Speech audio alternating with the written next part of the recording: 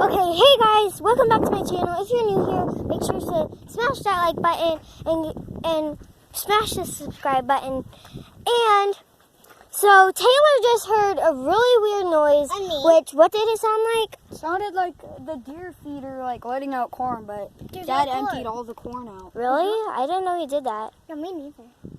But I also didn't see any corn coming out, and it also sounded like a stick being scraped on concrete, but we don't have any except for small little bricks, and it sounded way too long for it to be So I was just in the tree relaxing, listening to this song off Trolls,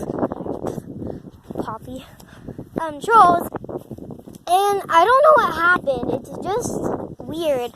So earlier, Tay heard this. He was in this truck. He was in the truck eating what? Ramen, dry ramen, and he heard I forgot what noise. It sounded like I don't know how to explain it. No. Is she talking? We're even in. It's just me. It sounded like, you know how the car just Yeah. it makes that sound When you start turning it on. No. When you first turn it on. It sounded like a bee buzzing, but louder, and it sounded more effective. Yeah, and then you heard it in one direction. It stopped for a second. Then you heard it in the opposite direction, right? Yep. 2 times.